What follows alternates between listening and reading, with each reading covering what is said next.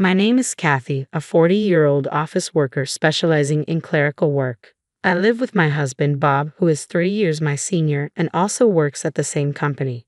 Despite our 10-year marriage, we do not have children. I felt a pressing urgency to start a family right from the outset when we married at the age of 30. Both of us harbored the desire for children, though my biological clock ticked louder than Bob's. I believed my limit was 35, wanting to navigate childbirth and parenthood while I still had ample energy, despite not being particularly robust physically. However, my wish remained unfulfilled. Bob and I began trying for a baby immediately after our wedding, but months passed with no signs of pregnancy. Eventually, we sought testing at an obstetrics and gynecology clinic. The results revealed some challenges on my end that made conception difficult. While not impossible, the odds were discouragingly low. Bob's disappointment was palpable as he questioned, "Can I become a father?" Seeing him so crestfallen left me speechless. We persisted in our efforts to conceive, clinging to a slim hope. But ultimately, a child did not come to us. Trying to uplift my despondent husband, I offered, "It's not the end of the world. Let's cherish our life together as a couple." He nodded in resignation, replying, "Yeah, there's nothing we can do about it. Let's just take things as they come." However, over time, I noticed a change in Bob. During our walks around town, seeing families with children would prompt him to muse, if we had a child, would we be enjoying outings like that on weekends? Visiting a colleague's home where kids were present, he would comment wistfully, "You're fortunate to have children." His envy apparent, I began to wonder if deep down he couldn't let go of the idea of having a child, and his longing made me uneasy. Then Bob began to grow distant from me. When we were actively trying to conceive, he had been incredibly supportive, often reminding me not to overexert myself, fearing it might affect our chances of pregnancy. He eagerly took on household chores and heavy lifting, always insisting, "I'll handle that," with a caring attitude. On weekends, he willingly shouldered the household responsibilities, reasoning, "You manage during the week." However, once we learned of my difficulty conceiving, everything changed. He abruptly stopped helping around the house, claiming, "I'm tired." Household chores are a wife's duty, aren't they? He spent his weekends idling, either sleeping or absorbed in his smartphone. Suddenly burdened with more tasks, my health began to decline. When I fell ill, his response was callous, "Figure it out yourself." I felt powerless to confront him because, in truth, my infertility was the root of our struggles. I began contemplating divorce. Just as I was grappling with these issues, Bob received a transfer offer. He had been selected for a major project at a subsidiary across state lines, prompting his relocation. Naturally, assuming I would accompany him, I was surprised when he declared, "You needn't come. I'll go alone." Those words gave me pause. Perhaps his distance and coldness stemmed from frustration over our inability to have children. Separating temporarily might help him sort through his emotions, and we could possibly mend our relationship. Reluctantly, I agreed, saying, "All right, I'll stay here. Take care." I saw him off after his transfer. He returned home only about once a month, often leaving again soon after. While this became routine, I cherished those brief visits, believing that if he truly disliked me, he wouldn't bother to return. As time passed, Bob gradually began to change. Initially unchanged, he eventually softened. He started bringing me gifts, saying, "I picked this up for you. Enjoy." Despite his limited time, he accompanied me on shopping trips and checked in on me, asking, "Are you all right? Is something bothering you?" I began to believe he was reverting to his former caring self. Initially slated for a 1-year assignment, Bob ended up staying for 2 years due to project delays. By the second year, he ceased mentioning our inability to have children. When we encountered families with children, he no longer expressed bitterness but instead remarked, "We couldn't have children together, but I've made peace with it." I felt a wave of relief knowing he had come to terms with our situation. 2 years later, he completed his work assignment and returned home to me. "Welcome back. You must be exhausted." I greeted him. "I'm finally home. Now we can be together," he replied with calmness. Yet our peaceful reunion was short-lived. Upon his return, he approached me with surprising news. "There's a young relative in my family who had a baby before marriage. She feels unable to raise the child alone due to her age. Would you consider adopting the baby?" His proposal caught me off guard.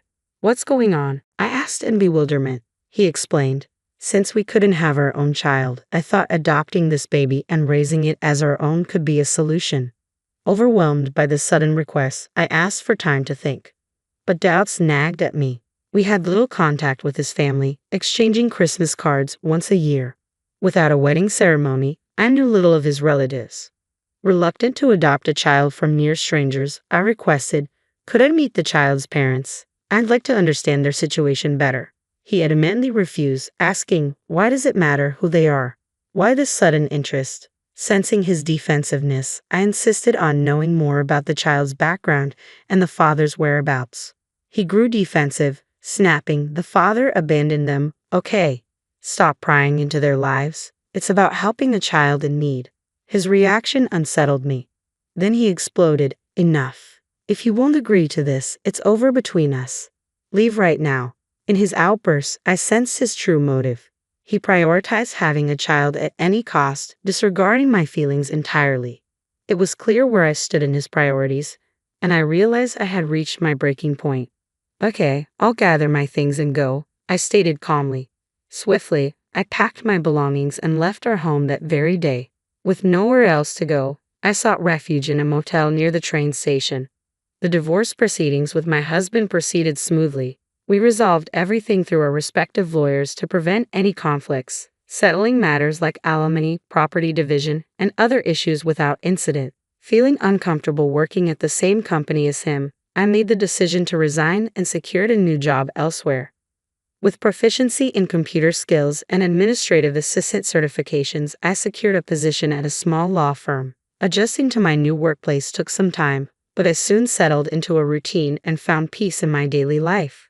Having lived apart from my husband for 2 years, returning to an empty home had become my norm. One day, about a year into my new job, my ex-husband unexpectedly appeared at my workplace, holding a small child. Surprised to see me at the reception, he blurted out, "What are you doing here?" Clearly taken aback. "I work here. Why wouldn't I be?" I replied, puzzled.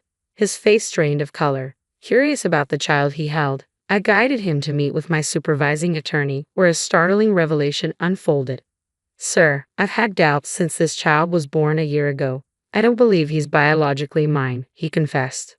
Understanding the gravity of the situation, I asked, "If it's confirmed that the child isn't yours, what do you intend to do?"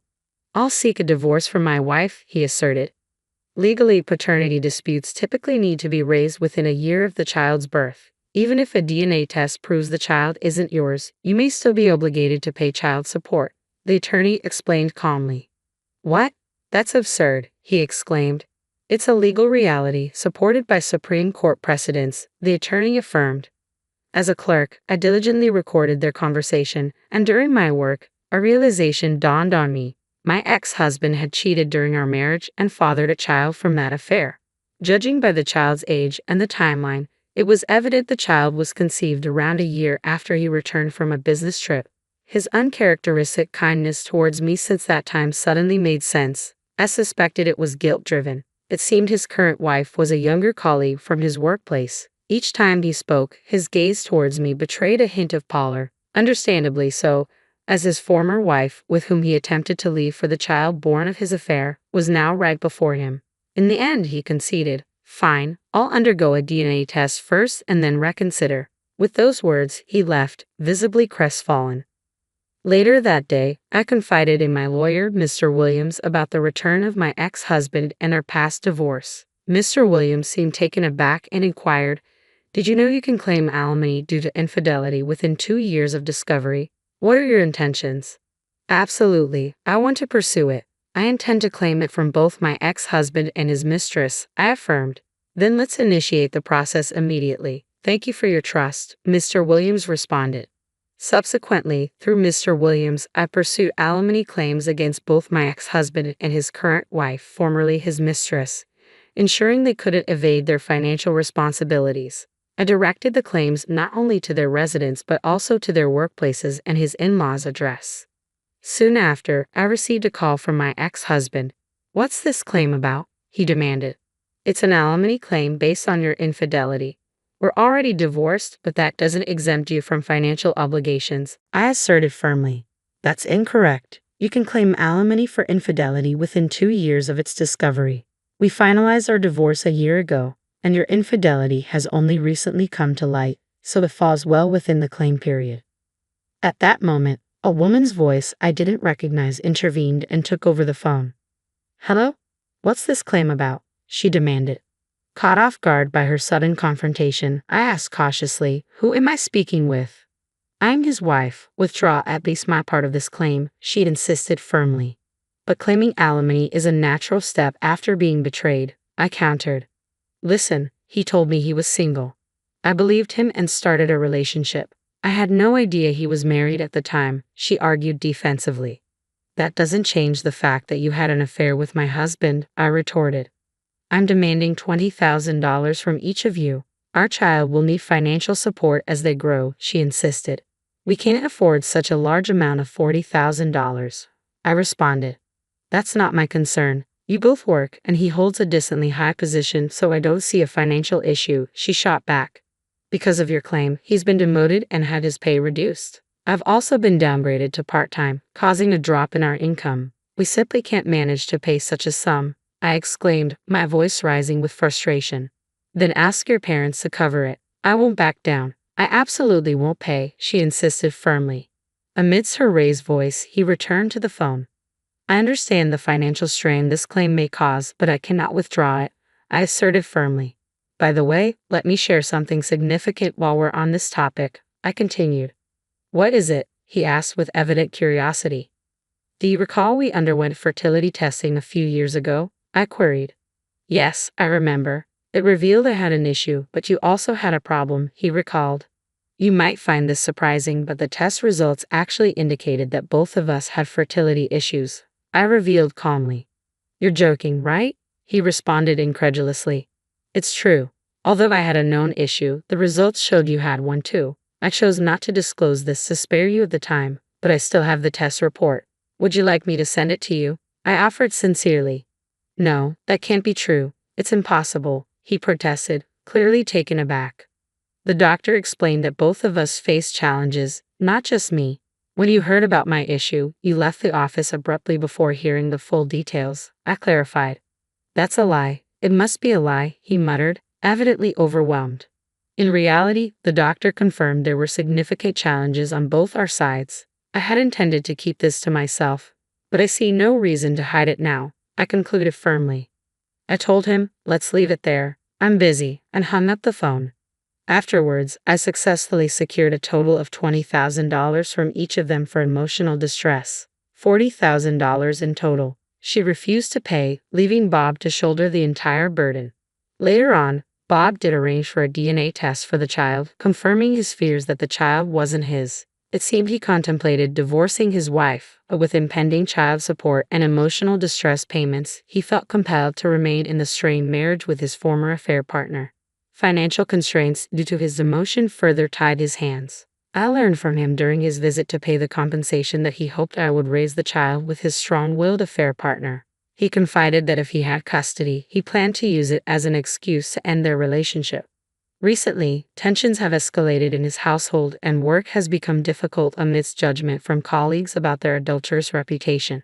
As for me, I've grown accustomed to my single life and enjoy a peaceful existence. I have plans for a trip with friends during the next long holiday. Despite being alone, my days are fulfilling with work and socializing.